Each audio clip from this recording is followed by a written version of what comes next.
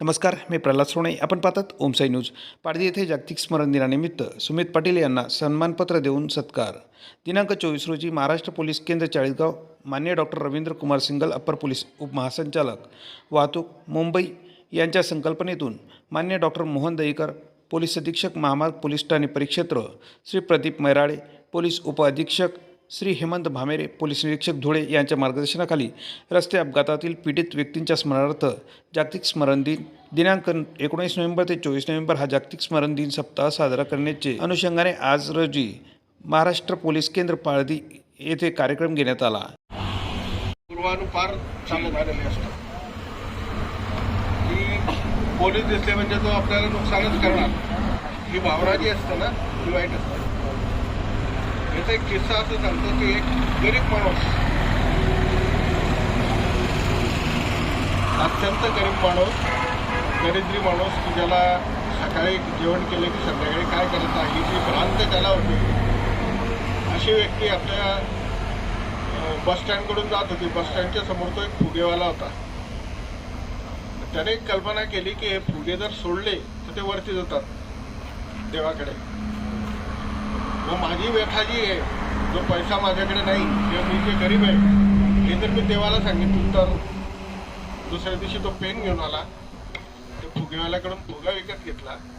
त्याच्यावर लिहिलं की देवा मला 1 लाख रुपयाची अत्यंत आवश्यकता आहे, कृपा करून मला पाठव आणि तो फुगा सोडून दे.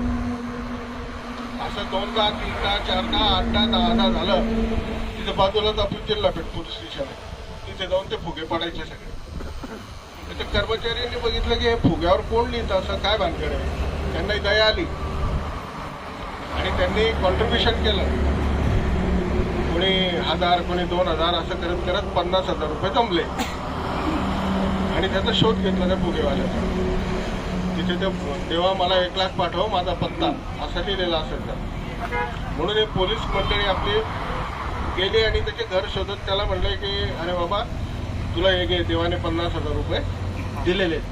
ॲक्च्युअली ते त्यांनी कॉन्ट्रीब्युशन केलेले होते. दुसऱ्या दिवशी ती व्यक्ती परत फुगा घेतला आणि त्याने मेसेज दिला की देवा याच्या पुढे जर तुला मला पैसे द्यायचे असतील तर तुम्हाला डायरेक्ट ते पोलिसांमार्फत देऊ नको, कारण त्यांनी 50,000 दिले. 50,000 हे जे गैरसमज असतात मित्रांनो, खरोखर ते आपल्या सेवेसाठी आपलं चांगलं होईल या उद्देशानेच ते असतात.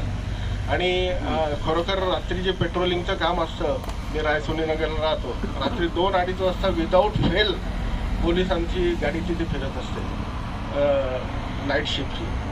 खरोखर त्यांचा ताण, त्यांचा तणाव एवढ्या याच्यातून देखील असे कार्यक्रम शेजवळे साहेब घेतात, आमचे भागवत पाटील साहेब घेतात. खरोखर आनंद वाटला. धन्यवाद. चाहिए कि इंश्योरेंस क्या चीज़ है. हमको इंश्योरेंस अगर समझना है तो उसको 2 लाइन में मैं डिस्क्राइब करना चाहूँगा कि मोटर व्हीकल एक्ट सेक्शन 146 के तहत कोई भी जो मैकेनिकल बेसिस के ऊपर चलने वाली व्हीकल होती है, चाहे 2 व्हीलर हो 4 व्हीलर हो, वो व्हीकल का न्यूनतम इंश्योरेंस निकलना चाहिए पब्लिक प्लेस पे. यानी कि हमारी गाड़ी से किसी को दुर्घटना एक्सीडेंट होती है और यदि उसका कोई मृत्यु होता है या कोई प्रॉपर्टी डैमेज होती है या उसका कोई फिजिकल दिक्कत होती है और वो कोर्ट में अप्रोच करता है तो उसको कंपनसेशन मिलना चाहिए. ये हमको पहले समझना चाहिए. अब रहा सवाल प्रश्न आपका कि 2 व्हीलर को साइड मिरर और हेलमेट पहनने से इंश्योरेंस मिलता है या नहीं. तो पहली चीज़ हमको ये समझना चाहिए कि सेफ्टी मेजरमेंट एक अलग पार्ट है और इंश्योरेंस एक अलग पार्ट है. तो हमको अब जैसे अभी बात हो गई कि एक महोदय है, उनके सुपुत्र बिना हेलमेट पहने ड्राइव करने की वजह से उनका दुर्घटनाग्रस्त हो गए हैं. तो ये दुर्घटना होना नहीं होना, इसको अवॉइड करने के लिए हमारे सेफ्टी के लिए ये टूल किट्स है. टूल किट्स का इंश्योरेंस से कोई ताल्लुक नहीं होता है. टूल किट्स कब देखा जाता है, हेलमेट होगा जैसे मैंने बताया सेक्शन 149 मोटर व्हीकल एक्ट में, कि हम डिफरेंसेस ढूंढते हैं कि भाई इंश्योरेंस कंपनी को इस सिचुएशन में देना चाहिए कि नहीं देना चाहिए. वो हमारे डिफरेंसेस हम कोर्ट के सामने रखते हैं और आदरणीय कोर्ट उसके ऊपर फिर उसका अपना फैसला सुनाता है. उसके हिसाब से जो तो क्लेम सेटलमेंट होते हैं. तो ये हमारी जो गलतफहमी है कि ये चीज़ों के कारण इंश्योरेंस नहीं मिलता है, तो ये बिल्कुल अपने दिमाग से निकालने की आवश्यकता है. और जैसा कि बात निकली है शेजल साहब, मैं आपका बहुत आभार प्रकट करता हूं कि आपने रोड सेफ्टी मेजरमेंट के लिए जो ये प्रोग्राम ऑर्गेनाइज किया और हमारे अधिकारी सर को आपने बताया कि हमें आपके इस प्रोग्राम में आना है। और सम्माननीय जादव साहब भी जो कि पेशे से वकील हैं, उन्होंने भी काफ़ी अच्छी बातों को सामने रखा है। बस मैं आप लोगों को दो बातें शुरू करके यहीं ख़त्म करना चाहता हूं, क्योंकि मुझे भी नमाज के लिए जाना है। तो मैं आप लोगों के सामने दो बातें रखना चाहूँगा। सबसे पहले तो मेरा सम्मान और मेरा श्रद्धांजलि उन परिवार पीड़ितों के लिए कि जिनके जो है तो दुर्घटनाओं में उनके परिवार का जो भी सदस्य गए हैं, चाहे जो अभी उपस्थित है या जो बाहर है, हमको उनके प्रति पूरी सहानुभूति है। और बीइंग इंश्योरेंस कंपनी का डिविजनल मैनेजर होने के नाते, जो कि हमारी जो कंपनी है न्यू इंडिया इंश्योरेंस कंपनी, ये एक गवर्नमेंट की कंपनी होने के कारण इसमें हम लोगों का कोई प्रॉफिट और कोई लॉस वाला काम नहीं होता है। इसमें हम लोगों के फैसिलिटी के लिए लोगों को उनके जो क्लेम्स होते हैं वो देने के लिए जो तो हम सक्षम होते हैं। ये कोई प्राइवेट कंपनी नहीं है। तो पहली बात, हमको रोड सेफ्टी मेजरमेंट के लिए शेजर साहब ने जो अभी मुहिम चालू की है, हम उनको हार्दिक अभिनंदन करते हैं और उनकी टीम को भी अभिनंदन करते हैं कि इस तरीके से जो है तो लोगों के अंदर अवेयरनेस लाने की काफ़ी आवश्यकता है। क्योंकि क्या हो रहा है कि आज इसके दो फायदे हैं। पहली बात तो हमारे सामने जो लोग हैं, जो जिनके परिवार के सदस्य जो इस दुर्घटनाग्रस्त हो जाते हैं, उनके लिए तो हम कुछ वर्ड्स ही नहीं है हमारे पास। साथ निलेश सुरेश बिवरकर, माझ्या वडिलांचा ॲक्सिडेंट ममरावत रोड येथे झाला होता, कृषी फार्माजवळ. तर त्यांना छोटा हत्ती या गाडीने धडक दिली होती आणि ते टू व्हीलर रोड होते. तर त्यांना हेल्मेट घातलेलं असतं तर त्यांचा जीव वाचला असता. आणि जर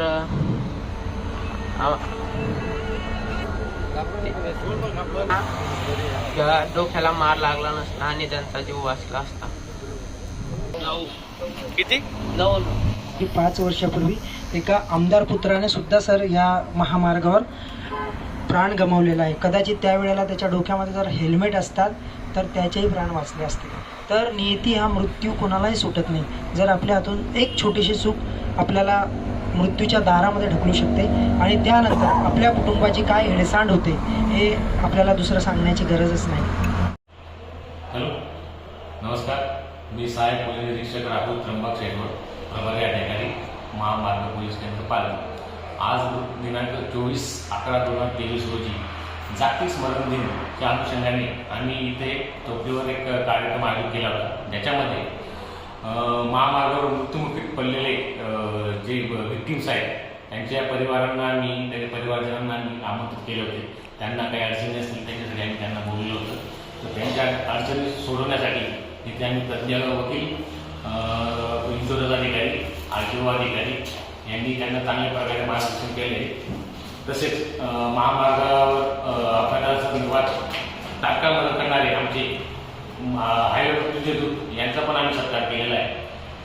तसेच दिनांक 30/11/2023 रोजी आमच्या महामार्ग पोलीस नवीन महामार्ग पोलीस चौकीचे उद्घाटन होणार असून त्या उद्घाटनासाठी आमचे महाराष्ट्र राज्याचे वाहतूक प्रमुख श्री IPS सिंगल साहेब हे येणार असून त्यांच्या हस्ते उद्घाटन होणार आहे. तरी